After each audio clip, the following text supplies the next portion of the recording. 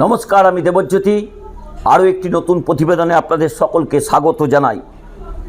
গতকাল তৃণমূল কংগ্রেসের পক্ষ থেকে রাজ্যসভার 4টি আসনের প্রার্থীর নাম ঘোষণা করেছেন। সকলকে অবাক করে দিয়ে সেই প্রার্থী তালিকায় ঠাঁই পেয়েছেন হার্ভার্ড অক্সফোর্ডের স্কলার, সুপ্রিম কোর্টের সমপ্রেমে সোচ্চার হয়েছিলেন সেই বিখ্যাত আইনজীবী মানেকা গুরুস্বামী। কে মানেকা গুরুস্বামী? তার যদি আপনি শিক্ষাগত পরিচয় শোনেন চমকে যাবেন। আভাস ছিল তাকে নিয়ে, জল্পনাও ছিল। তৃণমূল এবার রাজ্যসভায় যে 4 জন প্রার্থী দিতে চলেছে, 4টি নতুন মুখ হতে চলেছে।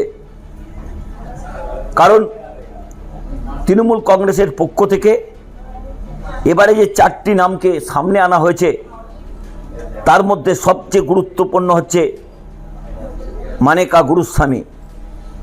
অত্যন্ত একজন পরিচিত ব্যক্তিত্ব, কারণ যারা আইন সম্বন্ধে খবর রাখেন তারা কিন্তু এই মানেকা গুরুস্বামীকে ভালোভাবেই চেনেন।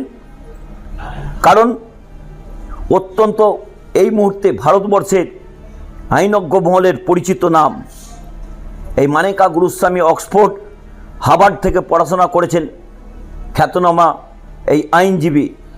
তিনি অনেক গুরুত্বপূর্ণ মামলায় কাজ করেছেন। ভারতীয় দণ্ডবিধির 377 ধারা বাতিলের জন্য ঐতিহাসিক মামলাতেও তিনি অংশগ্রহণ করেছিলেন। সমপ্রেম যাতে নিষিদ্ধ করা না হয় সেই দাবিতে সুপ্রিম কোর্টে সোচ্চার ছিলেন। এছাড়াও অগস্তা ওয়েস্টল্যান্ড সহ একাধিক মামলাতে তিনি রাজ্য সরকারের পক্ষ থেকে তিনি বিভিন্ন সময়ে গুরুত্বপূর্ণ ভূমিকা নিয়েছেন। তিনি এসআইআর মামলাতেও রাজ্য সরকারের আইনজীবী হিসেবে সুপ্রিম কোর্টে লড়াই করেছেন। সুপ্রিম কোর্টে 32,000 শিক্ষকের যে চাকরি বাতিল, তাতেও তিনি লড়াই করেছিলেন। আইপ্যাক মামলাতেও তিনি সুপ্রিম কোর্টে সোচ্চার হয়েছিলেন। তবে গত কয়েকদিনের একটি ঘটনা, তা নিয়েই কিন্তু যথেষ্ট প্রশ্ন উঠছে। সুপ্রিম কোর্টের পাশাপাশি কলকাতা হাইকোর্টেও বহু বিষয়ে তিনি কিন্তু সওয়াল করেছেন। এই মানেকা গুরুস্বামীর সঙ্গী হচ্ছেন অরুণজ্যোতি কার্জু। তিনিও একজন বিশিষ্ট আইনজীবী। 377 ধারা বাতিলের মামলা থেকে শুরু করে জেসিকা লাল মামলা অত্যন্ত গুরুত্বপূর্ণ ভূমিকা পালন করেছিলেন এই আইনজীবী। তৃণমূল কংগ্রেসের তাকে প্রার্থী করার পিছনে বেশ কিছু উদ্দেশ্য রয়েছে।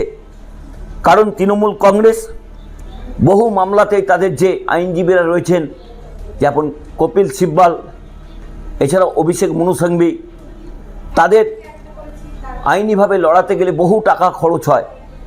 সেখানে এই মানেকা গুরুস্বামী সেই জায়গাতে তৃণমূল কংগ্রেসের কাছে অত্যন্ত ভালো একটি চয়েস। কারণ তিনি সমপ্রেম নিয়ে বার্তা দিয়েছিলেন। কারণ কিছুদিন আগেই যদি আপনারা লক্ষ্য করেন, অভিষেক বন্দ্যোপাধ্যায় ক্যানিংয়ের এক সমপ্রেমী যুবককে বিয়ের শুভেচ্ছা জানিয়েছিলেন। তৃণমূল যে সমপ্রেমের বিরোধী নয়, LGBTQ সম্প্রদায়ের পাশে যে তৃণমূল কংগ্রেস রয়েছে, তা কিন্তু এই মানেকা গুরুস্বামীকে রাজ্যসভায় প্রার্থী করেই তিনি কার্যত তারা বুঝিয়ে দিয়েছেন। সেই জায়গাতে তৃণমূল কংগ্রেসের পক্ষ থেকে যে একটা উন্মুক্ত চিন্তাভাবনা, তারা যে সমাজকে কি চোখে দেখে, তারই প্রমাণ কিন্তু এই মানেকা গুরুস্বামীর মতো একজনকে রাজ্যসভায় পাঠানো। নমস্কার, এই রকমই প্রতিটি খবরের গুরুত্বপূর্ণ আপডেট পেতে কলকাতা টিভি ডিজিটালে চোখ রাখুন।